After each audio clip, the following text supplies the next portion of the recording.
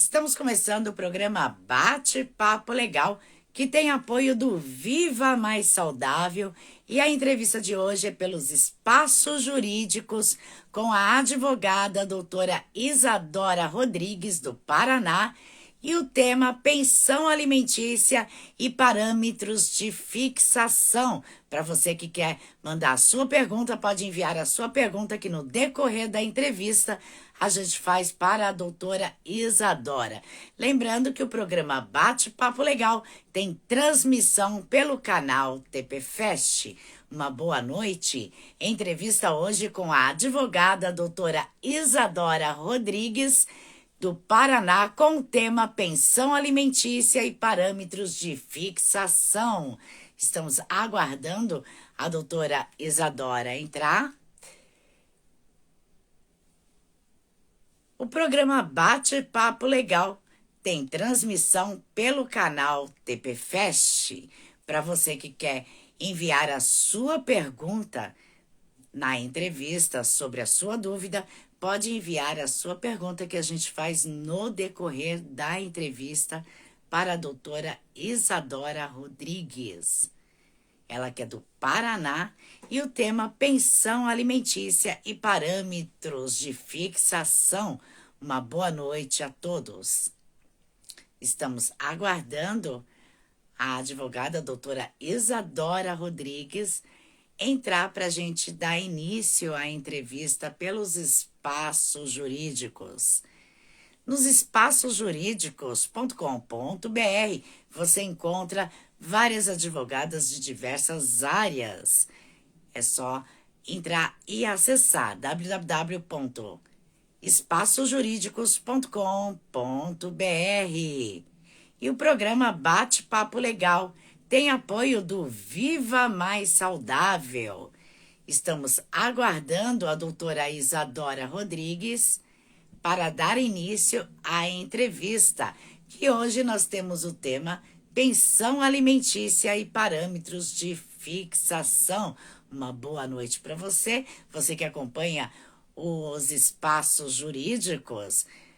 Hoje a entrevista é com a advogada doutora Isadora Rodrigues, do Paraná. Para você que quer enviar a sua pergunta, pode enviar a sua pergunta durante a entrevista que a gente faz para a doutora Isadora. Estamos aqui aguardando a doutora Isadora, programa Bate-Papo Legal, que tem o apoio do Viva Mais Saudável. Entrevista hoje pelos espaços jurídicos, com a advogada doutora Isadora Rodrigues. Uma boa noite a Tati, boa noite à equipe dos espaços jurídicos que está com a gente. Estamos aguardando a advogada doutora Isadora Rodrigues.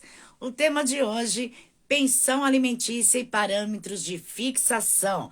Você pode estar enviando a sua dúvida ao vivo aqui em nossa entrevista, ou também no grupo dos espaços jurídicos, ou pelo site tpfest.com.br, ou pelo site espaçosjurídicos.com.br. Lembrando que estamos com transmissão ao vivo pelo canal TPFest.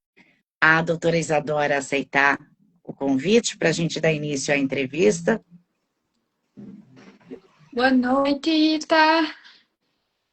Boa noite, doutora Isadora. Seja bem-vinda no programa Bate-Papo Legal. Hoje a entrevista, o tema é pensão alimentícia e parâmetros de fixação. Antes de a gente começar, eu gostaria que a doutora se apresentasse para as pessoas lhe conhecer. Sim, primeiramente, então, gostaria de agradecer o convite. Estou muito feliz por estar aqui falando desse tema tão importante, que é a pensão alimentícia. Então, meu nome é Isadora Rodrigues, eu sou advogada aqui na comarca de Pato Branco, atuo também em Palmas, Paraná, e no Brasil inteiro, hoje com a possibilidade do digital, né? Eu atuo no escritório da doutora Ludmila De Fassi, que foi minha professora durante a faculdade, aí, minha mentora, e faço bastante trabalho na área do direito de família e também no criminal. Doutora, então vamos iniciar a entrevista. Eu pergunto para a doutora quem paga a pensão e quem pode estar recebendo essa pensão. Então, Rita, normalmente quando a gente pensa no termo pensão alimentícia, já vem na cabeça que o pai vai estar pagando para o filho, né? Mas, pelo contrário, o que o Código Civil, a lei brasileira estabelece, é que podem os parentes, os cônjuges e os companheiros solicitar a pensão alimentícia aos seus familiares. Né? Então, a gente pode ter um cenário aí, com certeza, a maioria dos cenários é quando um genitor paga para um filho, né? Na prática, a gente vê isso, mas a gente pode ter outros tipos de situações em que um avô, seja que precise assumir a responsabilidade de pagar os alimentos, ou até mesmo alimentos entre os cônjuges, em que o ex-marido precisa pagar para a ex-mulher. Existem diversos cenários. A verdade é que pede, né, recebe os alimentos quem está em estado de necessidade e paga quem tem o dever jurídico e a possibilidade financeira também. E, doutora, quais são os tipos de despesas que podem ser inclusas nos alimentos? Uhum. Então, hoje em dia, a gente tem uma definição pela jurisprudência que trata dos alimentos extraordinários e dos alimentos ordinários, que fazem essa separação. Mas, basicamente, o que vai estar incluso nos alimentos é o que a pessoa precisa para sobreviver, para suprir as necessidades básicas. Isso depende muito da condição social de cada um. Por exemplo, vai ter crianças, vou partir aqui do exemplo das crianças, né, que é o mais comum. Vai ter crianças que têm uma condição social que faz natação em uma escolinha particular, pratica outras atividades como pintura, enfim. Tudo isso que for da condição social da criança pode estar entrando aí no título dos alimentos. Doutora, uma dúvida, o aluguel, mães que pagam aluguel, também pode ser incluído nos alimentos? Com certeza, porque quando a mãe está passando a maioria do tempo com a criança e mora, né, a residência de referência que a gente chama é da criança com a mãe, né, a casa, por exemplo, assim, ó, a casa que a criança entende como sendo o lar dela é a casa da mãe, e a mãe paga um aluguel. Essa criança está dividindo o aluguel com a mãe, né? Ela ocupa um espaço ali na residência, ela gasta água, gasta luz. Então, isso tudo tem que ser incluído nos alimentos, sim. E, doutora, é necessário comprovar as necessidades das despesas e de que maneira isso é validado? Sim, acho que esse é um ponto-chave, tenho certeza que esse é um ponto-chave nas ações de alimentos para a fixação de uma pensão justa e equilibrada. Isso é um critério básico, assim, para conseguir uma pensão realmente justa. Então, a comprovação dessas necessidades é necessário ser feita. E ela pode ser feita de uma forma muito simples, que é você conseguir juntar um recibo de um lanche que você foi fazer, o recibo da mensalidade de uma escola, boleto lá da escola, o orçamento do uniforme escolar, a conta de luz, a conta de água. É muito importante que todas essas despesas sejam relacionadas no processo e também sejam complementadas com os devidos comprovantes, que é dessa maneira que o juiz vai poder fazer a análise do que realmente a criança precisa para sobreviver. E, doutora, quando que o genitor é autônomo ou profissional liberal? Como comprovar essa renda? Essa é uma boa pergunta e é um impasse que a gente encontra na prática, né? Acho que é um dos maiores problemas aí na fixação de alimentos. É quando o genitor é autônomo. E não só quando ele é autônomo, mas quando ele age de má fé. Porque existem muitos pais que são autônomos que cumprem com as suas obrigações. Mas quando a pessoa está de má fé querendo ocultar o patrimônio, aí sim entra a dificuldade de encontrar a renda de um profissional autônomo. Mas mesmo frente a essa dificuldade e essa possibilidade que eles têm, infelizmente, de ocultar o patrimônio, a gente ainda tem mecanismos e tem caminhos para conseguir chegar à rentabilidade mensal aí do alimentante, que seria, por exemplo, solicitar uma expedição de ofício à Receita Federal, pedir para incluir no processo declaração de imposto de renda, em últimos casos, solicitar uma quebra de sigilo fiscal, de sigilo bancário, e também, quando não consegue nada disso, existe no ordenamento jurídico brasileiro uma teoria que a gente chama de teoria da aparência. Essa teoria, ela traz para nós uma possibilidade de demonstrar a condição financeira do alimentante, que não tem uma renda comprovada por extrato, por lerite, CLT, carteira, através de fotos fotos de uma rede social, foto que ele postou numa festa, andando num jet ski, andando numa caminhonete. Então a gente tem essa teoria da aparência para tentar comprovar que ele ganha um valor alto aí por mês. E muda o valor para bebê quando é criança ou quando é adolescente? Existe uma mudança, um critério, doutora, para fixar a pensão ou até mesmo a revisão? Então, assim, o que eu vejo na prática é que não é muito a idade que influencia, claro, as despesas de uma criança que é um bebê recém-nascido para um adolescente vão mudar com certeza. Mas o que eu vejo é que às vezes um bebê demanda é, muito menos despesa do que, por exemplo, um adolescente que tem algum problema, né, um problema de saúde. Então, assim, o que vai definir mesmo qual que é o valor, assim, não é bem a idade da criança, do dependente, do alimentando, né? É mais as necessidades que ele tem mesmo. Porque você pode ter um bebezinho recém-nascido saudável, que não demanda muito, não vai gastar muita água, não vai gastar muito mercado, né? Vai estar ali em fase de amamentação, então não tem muitos gastos. E de outro lado, você pode ter um adolescente que tem TDAH, que demanda atendimento psicológico todo mês, toda semana, enfim, é mais as necessidades mesmo do que a idade propriamente dita. E, doutora, quando acontece aquelas despesas de emergência, como emergência médica ou materiais escolares anual, eles também podem ser inclusos nos alimentos? Como é possível provar essas emergências? Como é feito para cobrar deles? Então, assim, primeiro, para fazer a cobrança judicialmente, precisa ter um título executivo, né? Que é a decisão do juiz, falando uma linguagem mais básica, assim. Então, você precisa ter essa decisão do juiz para estar fazendo a cobrança.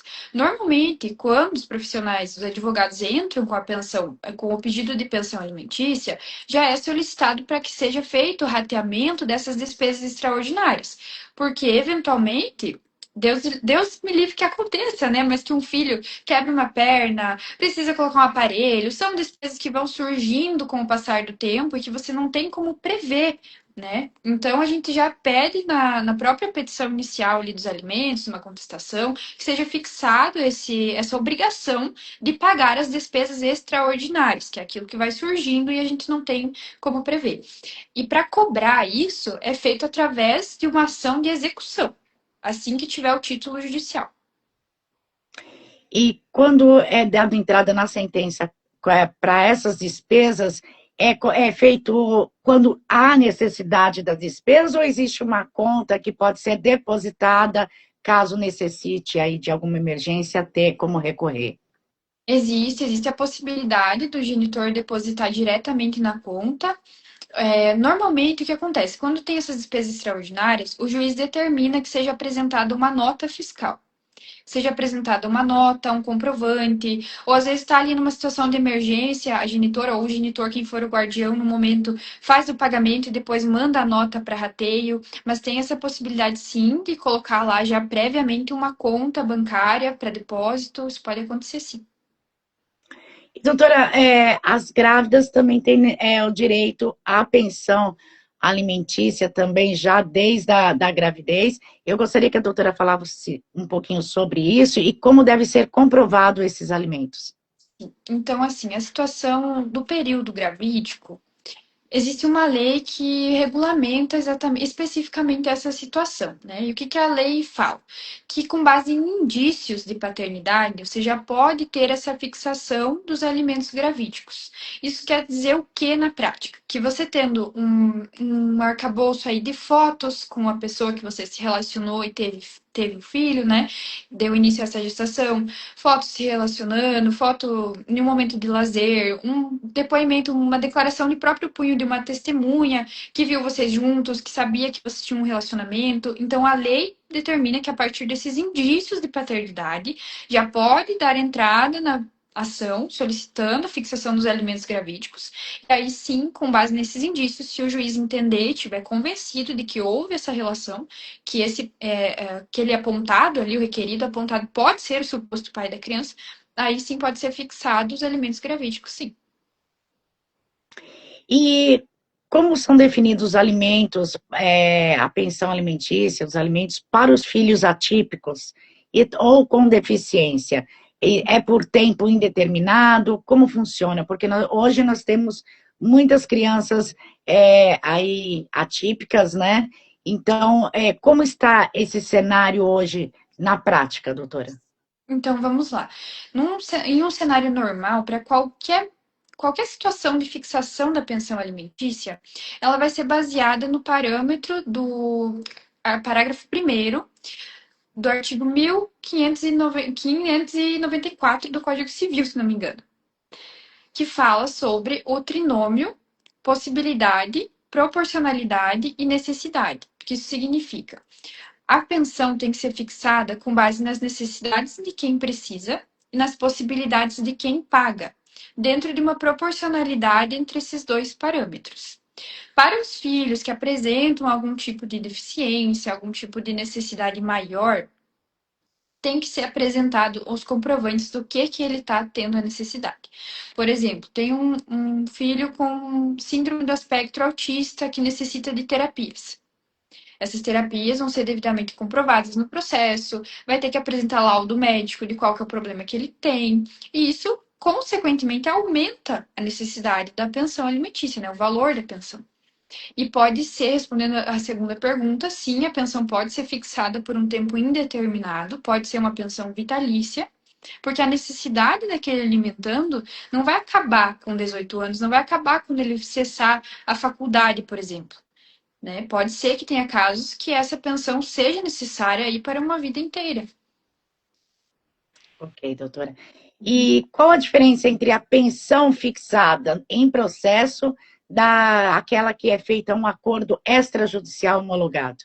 Uhum. Então, a principal diferença é que uma vai ser determinada pelo juiz e a outra vai ser acordada entre as partes. Então, a gente sempre tenta buscar nessas demandas de família um consenso, porque a gente vamos concordar que é muito melhor a gente decidir sobre a nossa própria vida, né, do que um juiz, um terceiro que está lendo ali através das telas, né?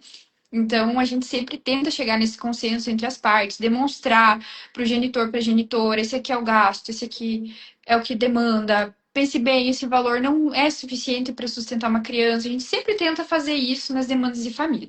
Então, quando é consensual, as partes vão decidir entre elas o que é melhor, qual que é o valor cabível, e normalmente fica bom para todo mundo. Essa é o cenário do acordo extrajudicial.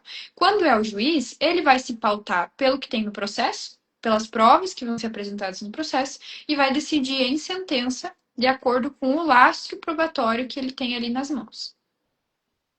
Doutora, continua ainda no valor de 30% do salário, do ganho, ainda a fixação da pensão?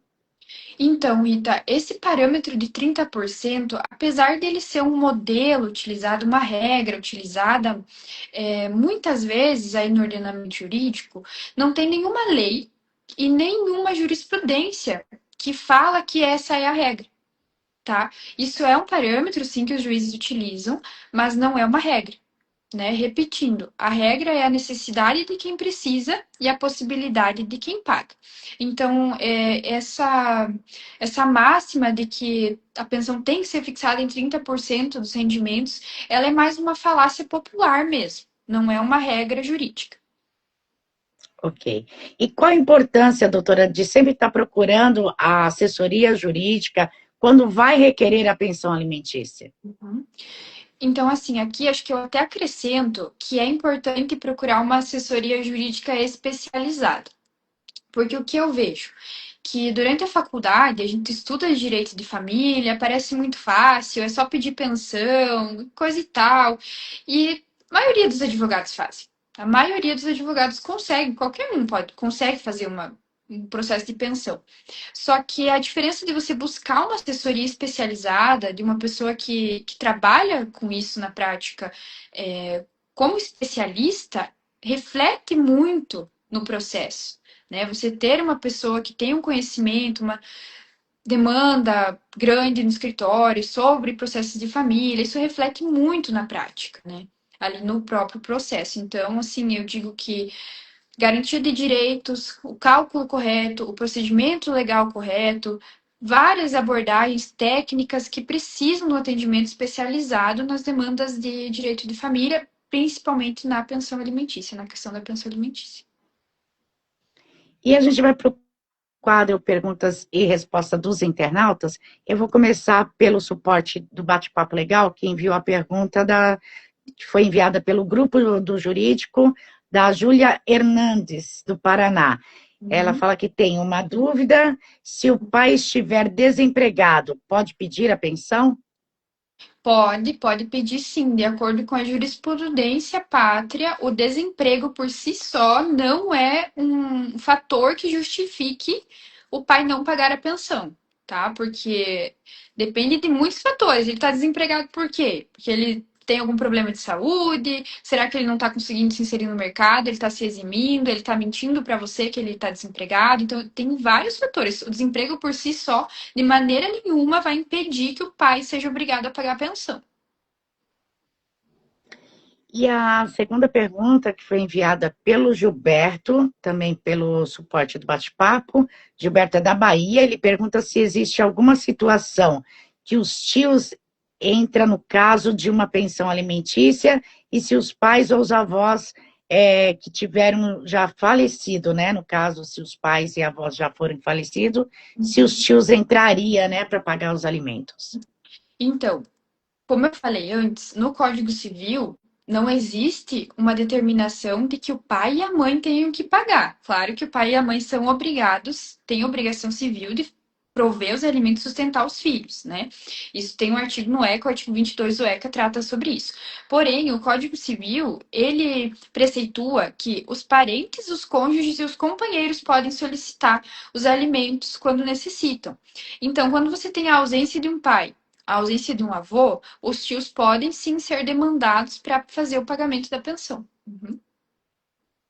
E a gente também tem os pais socioafetivos também, né, doutora, que pode vir a pagar os alimentos também, não é isso? Com certeza, com certeza. Os pais socioafetivos, a socioafetividade, quando ela é reconhecida, né? Não quando é simplesmente uma relação de fato ali que não tem regulamentação.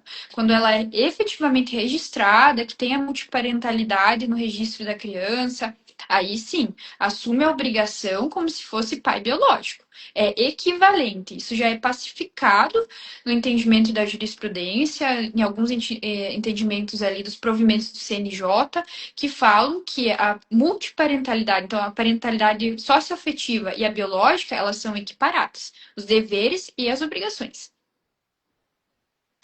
E a gente tem a pergunta também da Juliana, que é do Paraná. Ela pergunta se é possível solicitar a prestação de contas dos valores pagos dos alimentos. Sim, é possível sim, o pessoal do Paraná tá em peso, né? Que coisa boa, todo mundo aqui da nossa região. Então, sim, e inclusive isso é um direito, tá? Isso não é só uma possibilidade, mas é um direito de pedir, solicitar judicialmente. Isso é um processo autônomo que existe, é, previsto legalmente, que é a solicitação, então, da prestação de contas dos alimentos. Isso é possível, sim.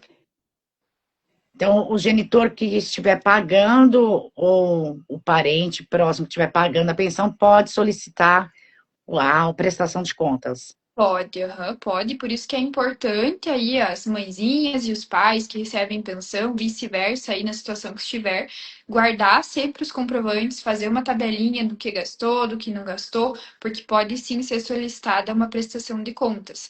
E isso se dá, né, vamos dizer assim, a prova real dos alimentos é essa justamente para impedir que exista algum enriquecimento ilícito da pessoa que está administrando os alimentos de um menor, né? Porque quando é ali, claro, com 16, 17 anos já tem um pouquinho mais de controle ali sobre o financeiro, o valor que entra, às vezes a mãe repassa uma mesada, tudo bem.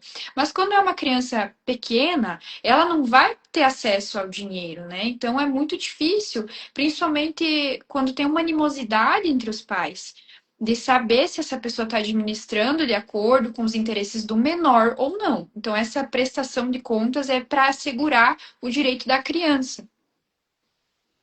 Ok. E a gente tem a pergunta da Patrícia, que é de Santa Catarina. A Patrícia pergunta como se deve fazer a revisão do valor fixado na sentença, o que é necessário para poder estar pedindo essa revisão? Sim. A revisão da pensão, ela é sempre devida quando existe uma alteração do cenário fático. O que isso quer dizer? Por exemplo, se o genitor aumentou o salário dele, ele passou a receber um valor muito maior do que ele recebia antes. Se a criança teve alguma necessidade aumentada, por exemplo, teve algum problema de saúde, a partir de agora vai precisar fazer um tratamento médico, ingressou na fase da adolescência, quer fazer uma outra atividade, precisa de um celular novo, está demandando mais necessidades do que tinha antes. Então, assim, sempre vai depender a ação de revisão de pensão, seja para diminuir, seja para aumentar, de uma alteração do cenário anterior. E a gente tem a pergunta da Fabiana. A Fabiana, ela pergunta se o adolescente de 14 anos pode receber a pensão ou a mãe ainda continua como recebedora dessa pensão irresponsável. É a mãe que administra. Sendo o filho menor de idade, é sempre a genitora que administra. Aí ela decide se ela vai passar um valor de mesada, se ela vai fazer eventualmente ali alguma educação financeira com o filho, abrir uma poupança para cair direto na conta da criança, né, que não passe pela conta da genitora, mas é sempre ela que vai estar fazendo essa administração. Inclusive, ela está perguntando se o pai quiser pagar diretamente para o adolescente, isso é ilegal.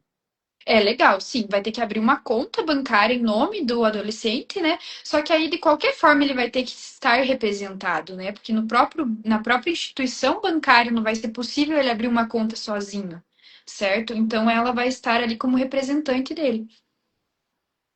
Ok. E a gente tem também a pergunta do Lucas. O Lucas é de Minas Gerais. O Uhum. Lucas manda boa noite, doutora. A quantidade de filhos pode influenciar no valor da pensão?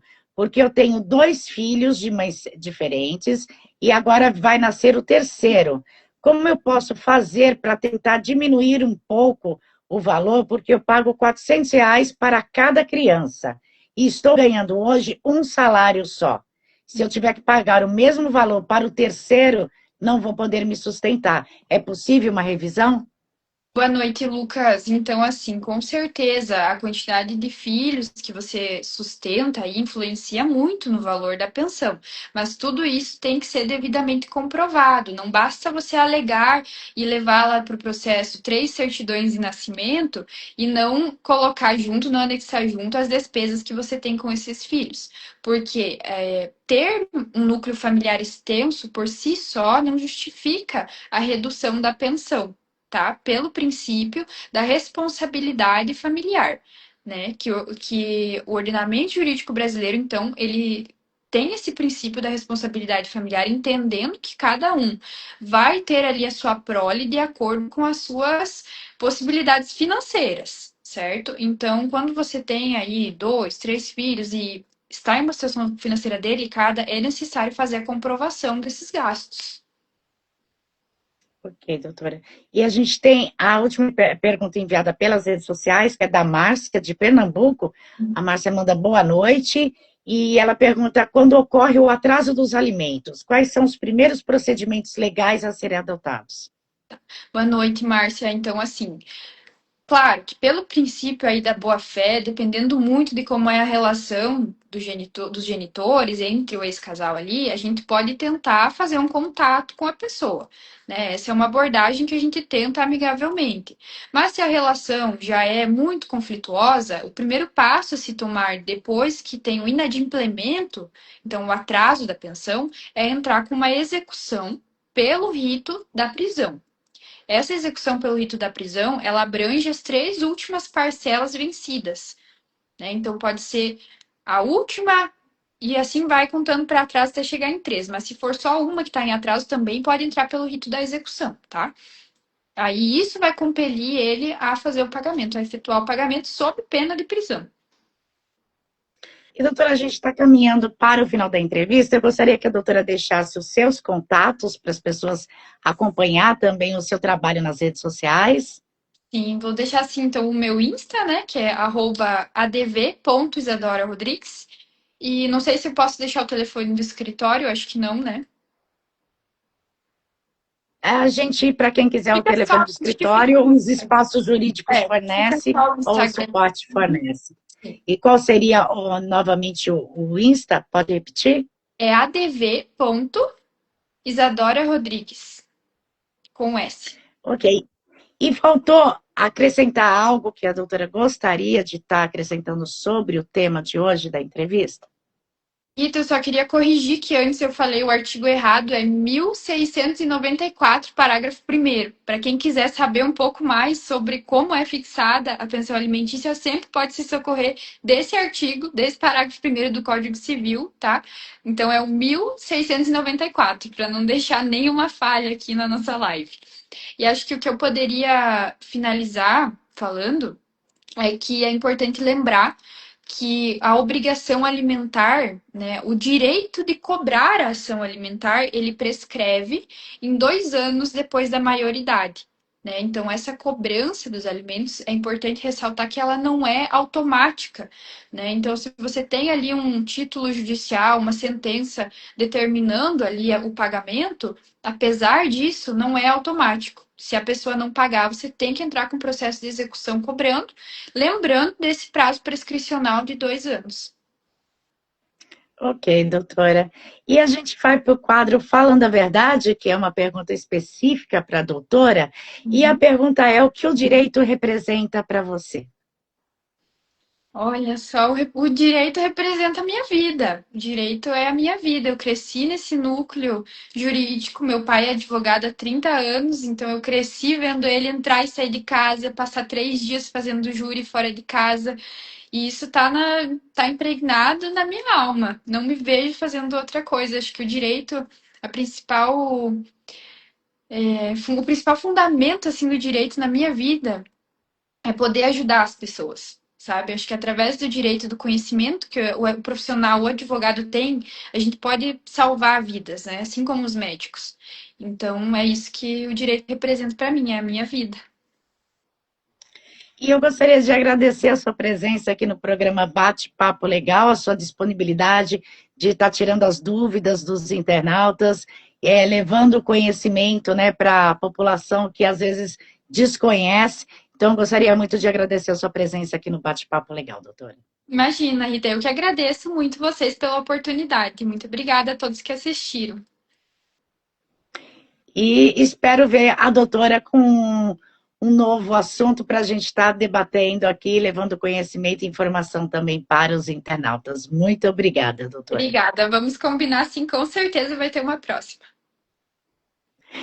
E eu vou ficando por aqui com o programa Bate-Papo Legal, agradecendo a sua audiência, agradecendo a todos que acompanharam pelo site TPFest e pelo site dos Espaços Jurídicos, com a gente aqui ao vivo na entrevista. Também aqueles que enviaram as suas perguntas para a doutora Isadora Rodrigues, para você segui-la, @adv.isadora Rodrigues. Segue e acompanha o trabalho da doutora. Uma boa noite a todos. O programa Bate-Papo Legal.